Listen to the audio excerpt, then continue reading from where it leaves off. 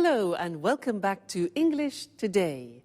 This is DVD 11 and the third DVD of your lower intermediate level.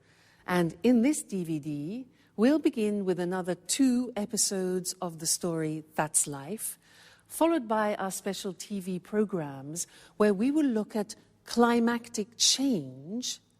And then in our cooking program, we'll talk about planning meals.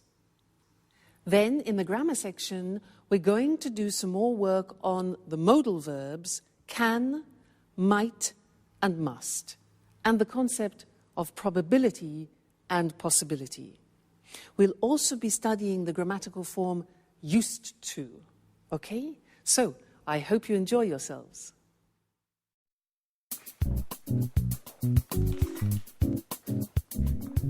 Good morning. Alice, is Anne at home? I just met the postman and this package is for her. No, she's not in now. My, what a large package. Please be careful. I think it contains fragile objects. Hey, Peter, do you know if it contains a set of porcelain plates that she won with the Sweet Biscuits bonus points? Well, I think so. At least that's where the package comes from. All right, Alice. I have to go now. See you later. Anne will be so happy. She's been waiting for it for a long time. Bye.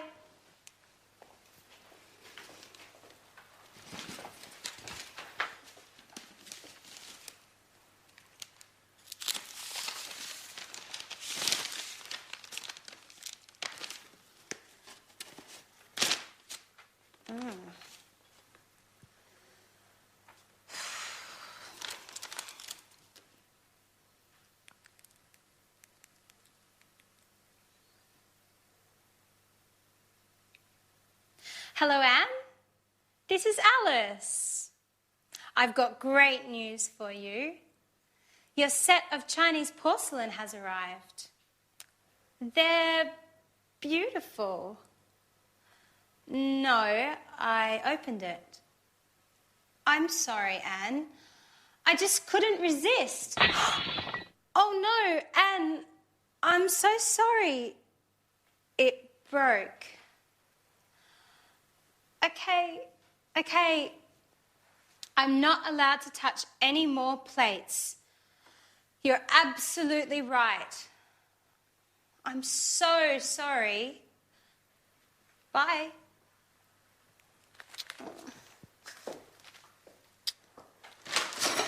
Jack, be careful.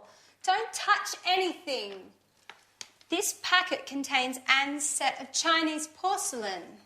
I hope you didn't break anything.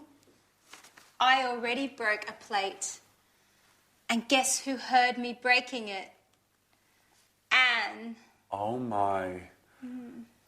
I didn't notice anything. Well, you should look where you are going. I'm sorry. What are we going to do? Well, let's get ready for Anne to lose her temper. Who knows? Maybe she'll forgive us. She can't get that angry. They're just plates. Remember, we can't cook. If Anne gets angry, we'll have to learn to cook. That's true. I've got an idea. Let's go get something from the local takeout place. Then we can pretend that we cooked dinner. She might be happy and forget about those plates. That's a great idea. Let's get going.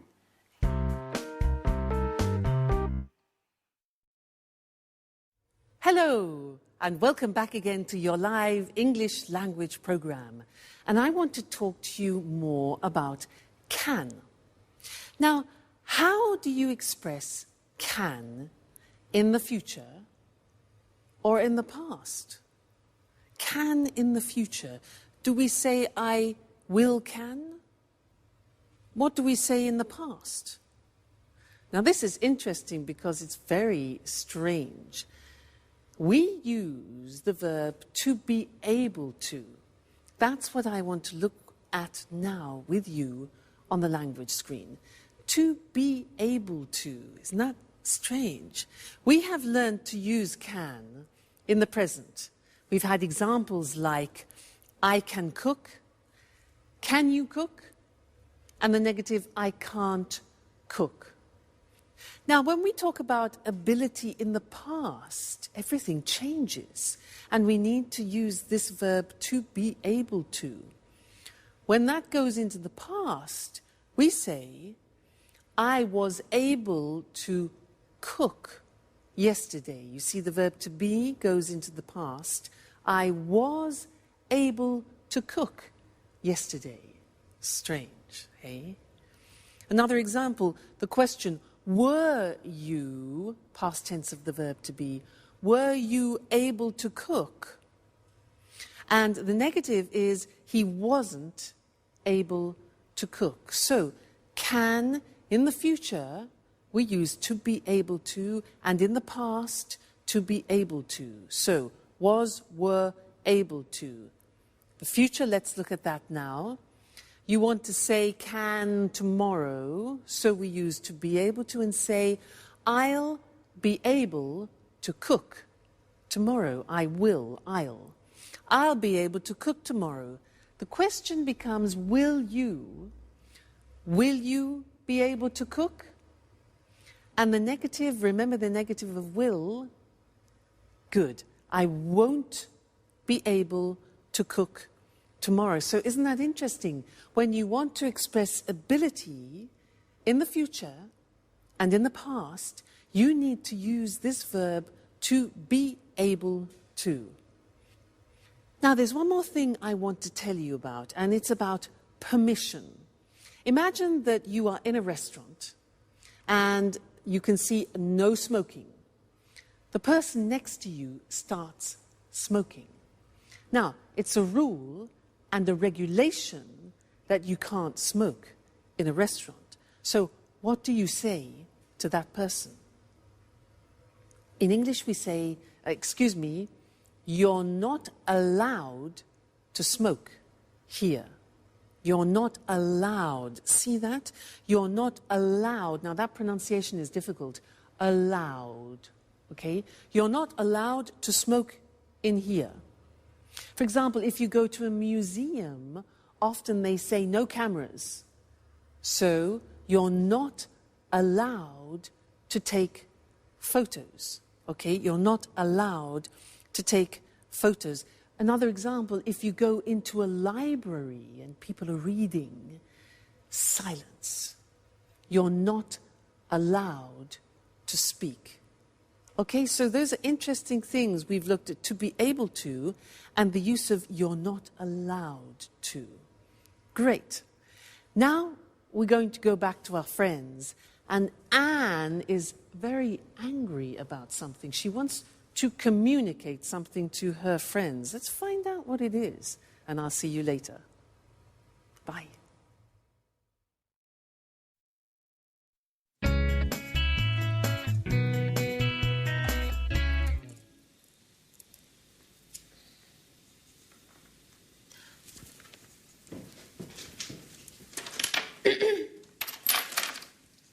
Hi, Anne. What's that you're holding? Hello, everyone. Listen.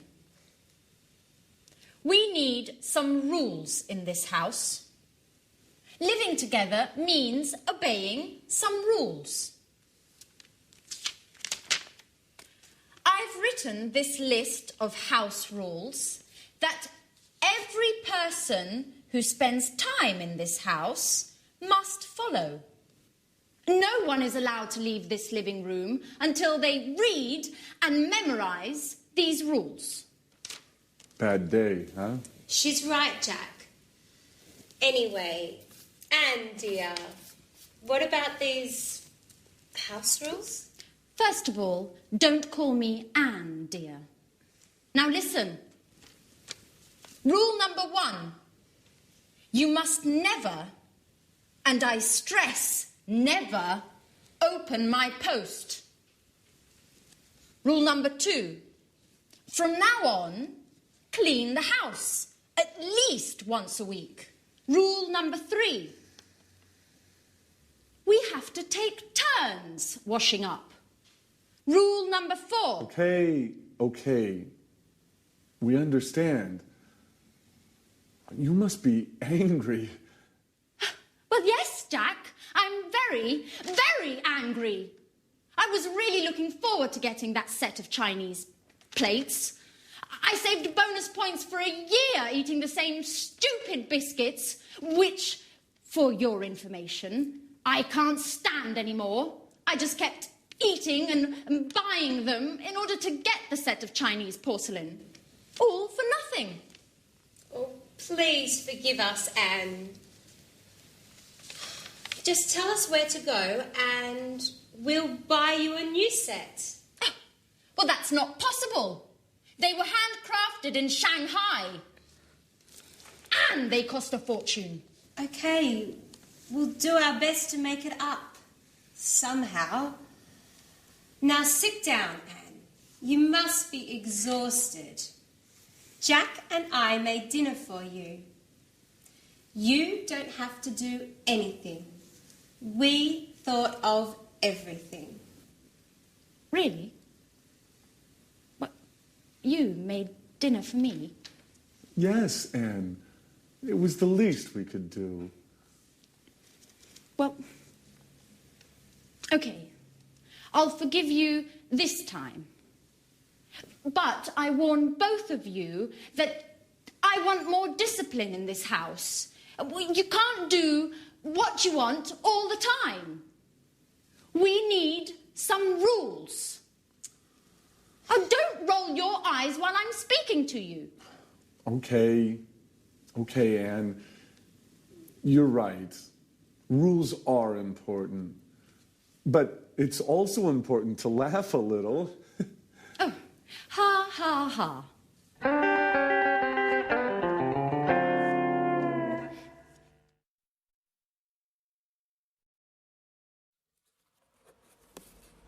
Oh, hi.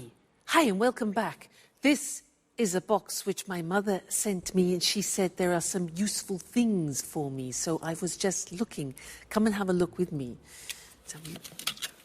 Oh, go on. Oh, what's a strain? What's this? What is this? What's this? Well, it can't be a shoe, can it? It's not a shoe. Can't be a shoe because it's made of metal. It's made of metal? Well, it might be some sort of lamp or something. Like, it looks like an Aladdin's lamp, a special lamp. No, but it can't be that. Ah, look, here there's a sort of metal groove, probably for cigarettes. That's it. It must be a cigarette holder, and a type of ashtray, an oriental ashtray. How unusual. That's very typical of my mother. Useful, though. Now, did you see the language that I used? I said, it can't be a shoe. When I say it can't be, it means it's impossible. It's impossible, it's too small, and it's metal. So it can't be a shoe. So I'm talking about probability and possibility, okay? Then I said, well, it might be a magical lamp. Now, might is when you're not sure. Might is M-I-G-H-T. It might be a lamp. So when you're not sure, you say might. Then I said, no. It must be an ashtray. Now, when I say it must be, it's because I'm absolutely sure that the possibility of it being an ashtray is certain, okay? So 3 possibilities. It can't be, might be, and must be. So let's have a look at the other things in the box. Ashtray. What is this? What's this? You see this? Well, it can't be, I mean, it looks like a negative from a film, doesn't it? No, it can't be a negative because there are no images. Well, it might be... I just don't know. I mean, it might be some sort of special sticker that you put on things, but it hasn't got any glue. I don't know what it is. Just a minute. Look. Here. Here's something explaining it. A forehead thermometer. Put it on your head and it reads the temperature. What? Let's try that. So I put it on my head like this and said, hold it on your forehead, and it tells you your temperature. Let's have a look. 37. Whew, that's hot. It is. It's a thermometer. Incredible. Now that is very useful because it's small. So interesting. Next thing, what's this? Look at this. Now, it's shiny and it's silver, but it can't be a mirror because I can't see myself. Can't be a mirror. What can it be? Oh, I know. It might be for under glasses. You know what I mean? When you lay the table and you have glasses, sometimes you put it under to protect the tablecloth. Well, look what I have here. So this, for example. Yeah, but it's a bit strange, isn't it? I mean, it can't be. It can't be that, really. Not made of metal like this. It must be... I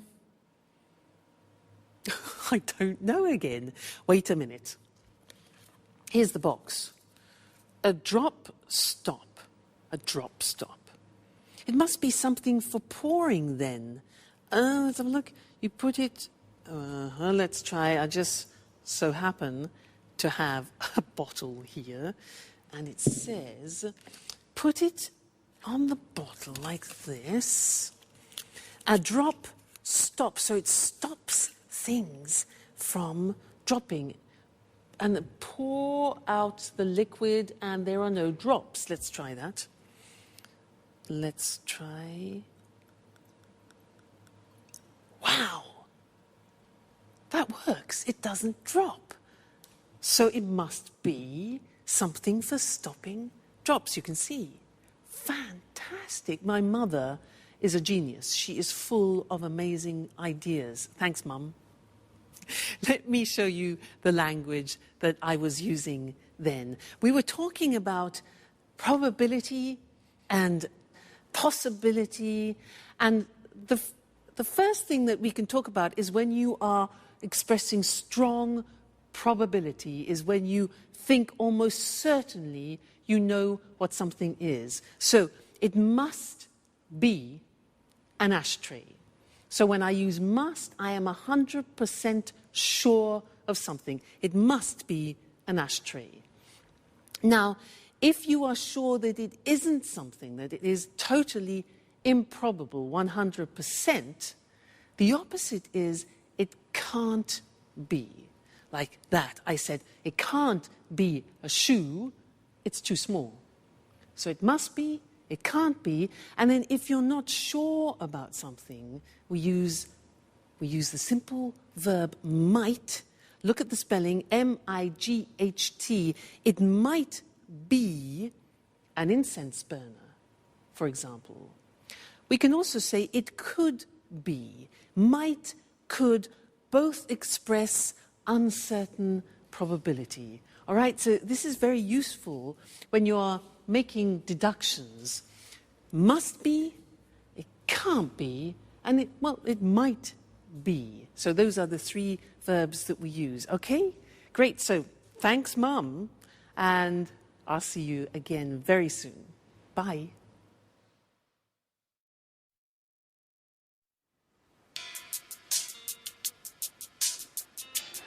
Hi, everybody. What's on TV? Jack, just a minute. It's almost finished. TV.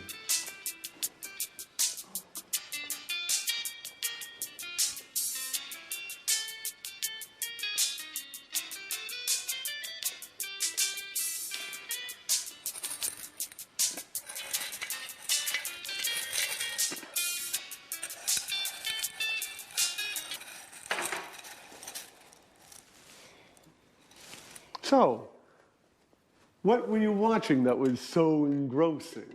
It was an extremely interesting documentary about Picasso's life. There were lots of details about some of his stranger habits. Did you know that Picasso preferred painting women with 4 eyes? No, I had no idea. And that he had lots of different types of dogs. He used to give only dogs to his friends. Strange, isn't it? And that he liked eating Italian cake at Christmas. Well, I also go crazy for Italian cake at Christmas, and my name isn't Picasso. By the way, where is our resident artist, Alice? She left early this morning. She said that she had something important to do. She wouldn't tell me what, but she did say it was none of my business. You know how she is. That's strange. She usually leaves late. Well, as a matter of fact, she was very serious this morning. She told me she had a headache, but I didn't believe her. Oh, look. But it's getting late.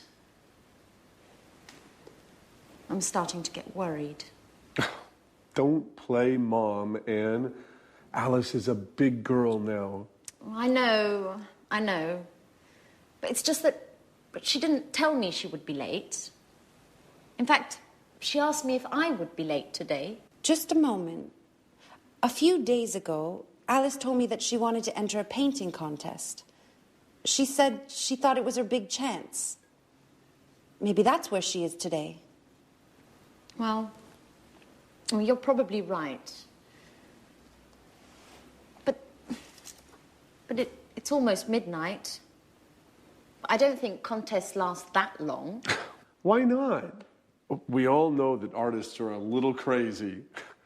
Picasso was a perfect example. That's true. You know something about being crazy, Jack, don't you?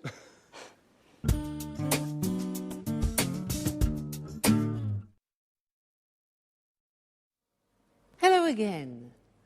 Did you hear them talking about Picasso?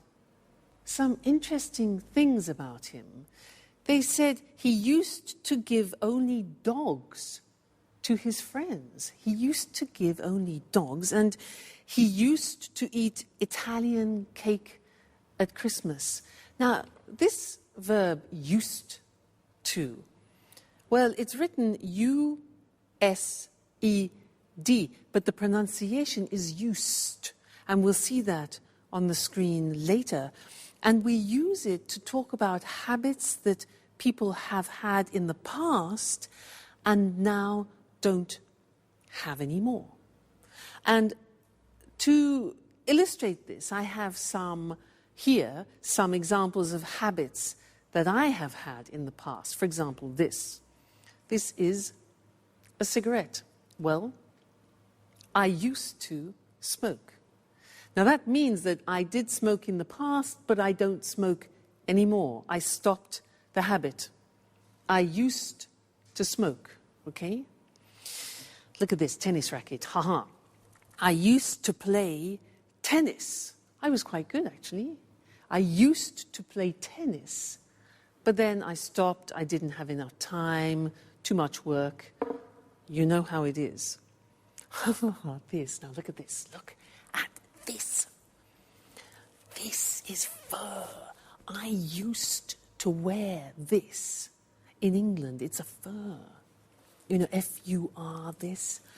I used to wear it in England, but then I stopped because now in England people spit at you if you wear fur. So that is a habit I have definitely stopped.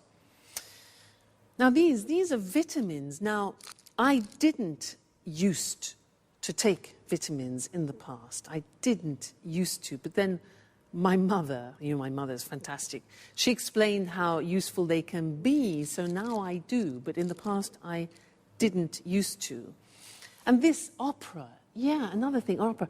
I didn't used to listen to opera, but now I just love it. So I listen to it a lot. Okay, so there were some examples for you of used to, let's go and look at the different forms on the board now. So, when we speak about habits that we had in the past and we don't have now, we use used to. Look at the spelling. It's U-S-E-D and then T-O. But the pronunciation is not used, it's used. Unusual. Used. Okay? So the example is, I used to smoke. And that's for all the subject forms. I used to, you used to, he used to, she used to, we used to, they used to. Okay? So I used to smoke. I used to play tennis. I used to wear fur. Okay? Pronunciation used. Now, in the negative, we use the auxiliary did. So I didn't use. Notice we take off the D because it's the infinitive. I didn't use to take vitamins, and I didn't use to listen to the opera. And the question form is easy. It's, did you use to do a lot of sports? Did you use to stay in bed until midday? I remember that. So if you think about your lives and about habits that you had in the past and you don't have now, when you talk about those to people, that's what you use. I used to smoke, but I don't anymore. I used to play tennis, but now I'm too busy.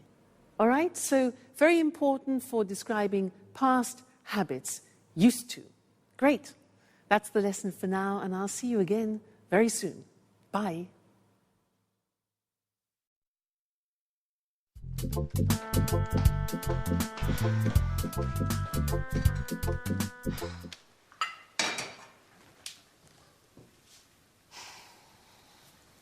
Good morning, Alice.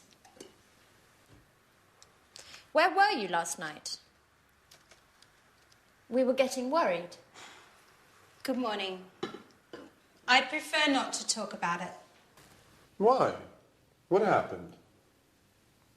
Well, I took part in a young artist competition. I thought it would be the perfect occasion for me to show my talent. So? How did it go? You made a great impression, didn't you? Well, no. It went badly.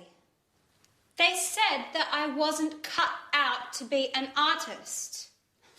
But the jury was made up of incompetents. Maybe no one appreciates my talent. Oh, come on, Alice, don't take it so badly. You know you are a genius, right? That's all that matters.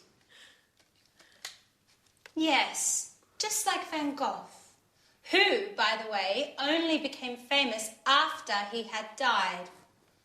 Maybe that's my destiny. Maybe you're exaggerating, just a little bit. I mean, Van Gogh, but you don't really think you're in the same league, do you? And why not? No one appreciates my talent either. Anyway, I want your opinions. Wait just a moment while I get something.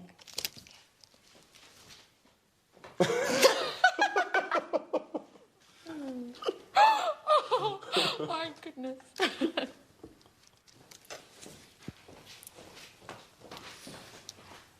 Here you go.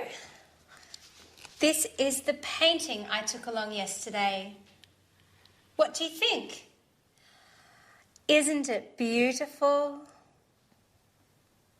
It's interesting. It's a very unique painting. Yes, unique is the right word. Alice, you know I don't really understand art, don't you? What does it represent? That's the same question they asked me yesterday. I can't believe that. It's so clear. It's a painting of a man and a woman walking hand in hand. Oh, I see. Well, the truth is, it's a bit difficult to see. I mean, at first glance, it looks like a whole lot of mixed up colors. Come on, Jack. You just don't understand abstract art, do you? Well, now I understand that neither of you has any appreciation of fine art.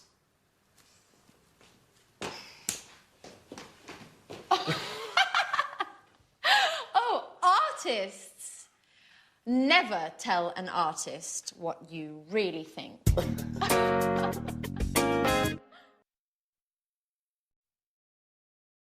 Hello again to you and welcome back for some more English. Did you hear in that last episode how Anne said to Alice, "So how did it go? You made a great impression, didn't you?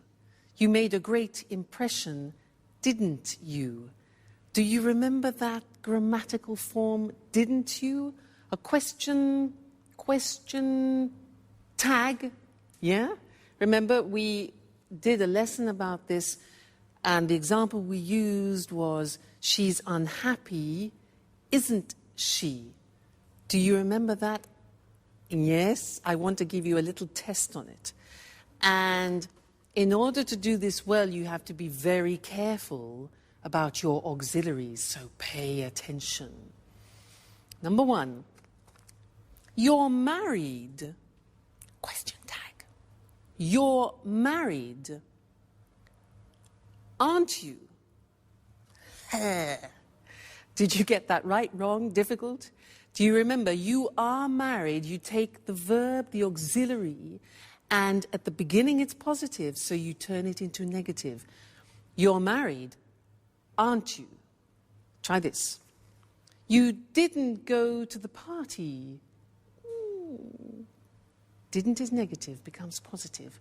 You didn't go to the party. Did you? Great. Next one. He lives in Paris. He lives in Paris. Lives, simple present. Auxiliary. Yeah. Doesn't he? He lives in Paris. Doesn't he? Okay. They aren't French. Aren't. They aren't French. Positive. Are they? Great. Next one. She went to the cinema. She went to the cinema. Auxiliary past tense. Positive, negative. Didn't she? Okay. She went to the cinema, didn't she? All right. You don't like him. You don't like him. Negative. Do you? You don't like him, do you? Great.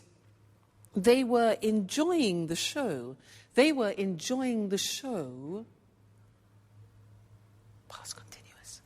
Weren't they? They were, weren't they? Great. He's coming tomorrow. He's coming tomorrow. Isn't he? Great, you're getting better all the time. They'll be late. They'll be late. Won't they? They'll be late, won't they? And the last one, we can't buy it. We can't buy it. Can we? Okay, so it's negative and positive. We can't buy it. Can. Well done. You know, these are difficult. Only if you know your auxiliary verbs can you do these question tags. So congratulations. We're making progress. Great. So I'll see you in the next lesson very soon. Take care and enjoy studying. Bye.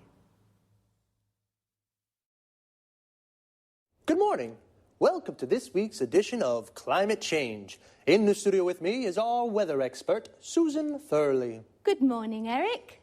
Well, Susan, there's a lot of talk these days about climate change. Could you explain exactly what is happening? Of course. You know, The first thing to stress is that the Earth's climate is always changing. In the past, this happened due to natural causes. I mean, the atmosphere and the Earth's climate changed naturally. Now things are different. Scientists believe that climate change today is a result of man's activities, our activities.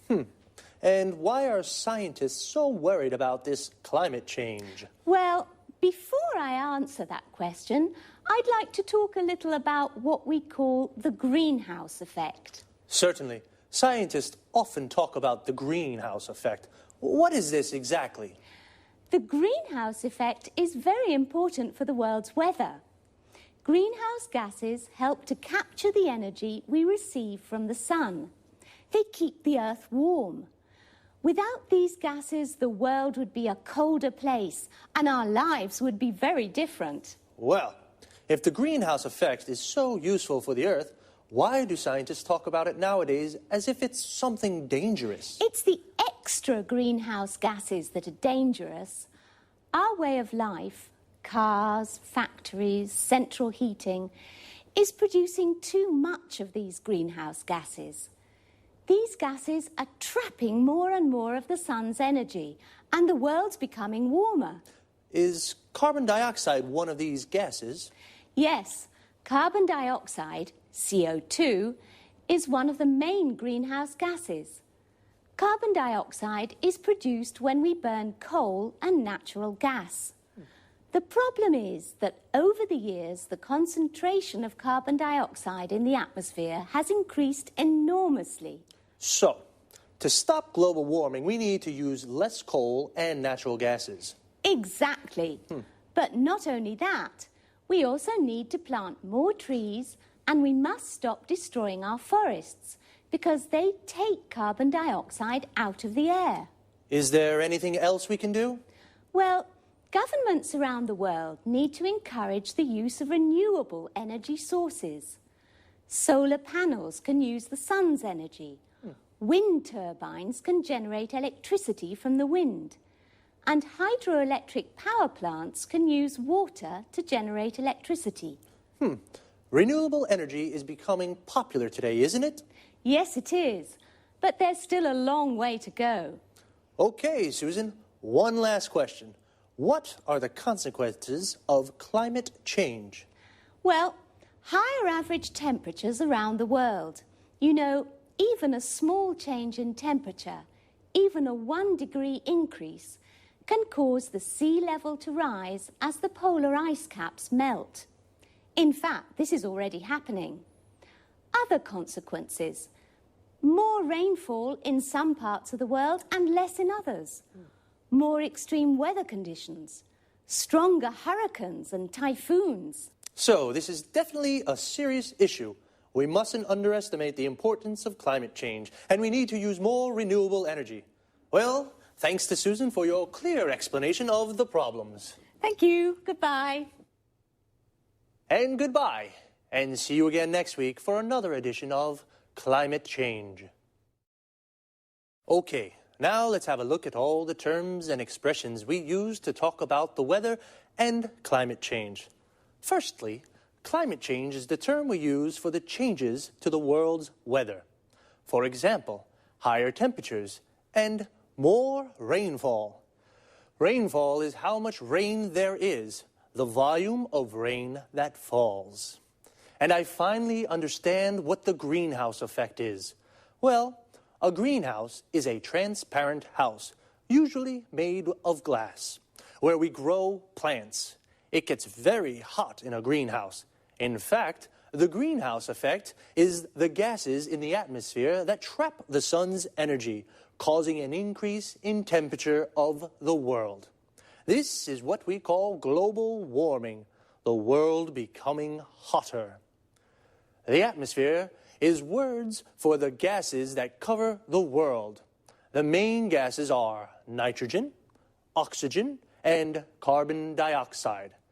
Now, carbon dioxide is one of the main greenhouse gases. These are the gases responsible for the greenhouse effect. The carbon dioxide in the atmosphere is increasing due to man's activities, so we have to do something to reduce it. We use the expression due to say as a result of. Susan said we should use more renewable energy sources. Renewable energy is energy from the sun, the wind, and water. For example, solar panels generate electricity from the sun, and wind turbines generate electricity from the wind. The verb to generate means to make. Well, renewable energy is becoming popular today, which is good, but there's still a long way to go. This expression, there's a long way to go, means that there is still a lot we have to do before we reach our objective, which is to reduce global warming. We've run out of time, so that's all for now. See you soon. Welcome to Cooking Today. All homemakers will be thrilled to know that we're back with Lisa French. Thank you for inviting us into your lovely home once again, Lisa. I'm glad to have you. Now, Lisa, Leslie Forbes from Newcastle-on-Tyne is desperate. Her family's always complaining about her cooking. They say it's really, yucky. And they sneak out to get junk food. How can she make her meals more appetizing? Well, actually, it's just a matter of good meal planning. That sounds rather serious. Yes, it is. But it can also be a fun challenge. This means preparing food that's healthy as well as appealing and involves the senses such as smell, taste, and sight. Is that why they say your eyes are bigger than your stomach? Not exactly. Now, getting serious, when you say healthy, you're referring to nutrition, aren't you? Yes, of course. Nutrition is the key to good health. As a matter of fact, nutritionists agree that a varied diet is fundamental for physical and mental well-being. Well, what are the correct guidelines to a good nutrition? As you can see, I have an example of a food pyramid here. These 6 main food groups contain the nutrients essential to a well-balanced diet. Why a pyramid? Because it enables us to understand the correct number of servings per day. Can you give an example? Certainly. You see, the largest group includes bread, cereal, rice, and pasta. Then, going up the pyramid, you find fruits and vegetables. Then meats and dairy products. What's at the top? You mean here? These are fats, oils, and sweets, which, although essential to the diet, must be eaten in moderate quantities. Now, going back to Leslie's request, how can she make tasty meals for her family? If she hasn't much time for shopping, she can make a weekly plan. Besides a correct diet, she must consider the likes and dislikes of her family. You're telling me. In my family, my son hated beans and my daughter was allergic to milk. That's a common problem. The thing is to compensate with food belonging to the same group or supplements. Really? That's good to know. A little secret. If you truly enjoy preparing meals, then your family will probably enjoy eating them. How can I get my family to enjoy my cooking? Just be creative. Think like an artist. Play with the colours, shapes, and texture of food. Oh my gosh! How time flies. We've got to wind this up. Lisa, thank you for inviting us into your home again. It's been a pleasure being here. Thank you for coming. And now, let's pay attention to some expressions used in the dialogue. We've talked about meals, breakfast in the morning, lunch at noon, dinner, or in the U.S., supper at night. In the U.S., a dinner is the main meal of the day, even at lunchtime. Notice that in the U.K., tea is sometimes used instead of dinner. When we refer to specific times during the day, we can say lunchtime, tea time. Lisa showed a food pyramid. It contains food groups, such as cereals, meats, dairy products, milk, cheese, yogurt, fats and oils, and vegetables. All these foods contain nutrients. Then some positive adjectives used to define food are appetizing and healthy, while yucky is something rather disgusting. Moreover, the expression junk food refers to food which is not considered healthy at all. We say diet to indicate what we eat. It also means a series of rules to be followed to improve one's health. If we want to lose weight, we say, I'm on a diet. A diet is correct when it's varied or well-balanced. If you're allergic to a type of food, eating that food can make you ill or cause skin problems. Lisa talked about texture food. For example, food can be defined soft, crispy, crusty, or shape. Food can be cut into slices, cubes, and rings. During the interview, I quoted a common way of expressing that somebody has put more food on their plates than they're actually able to eat. Your eyes are bigger than your stomach. All right, that's all this week. Bye-bye.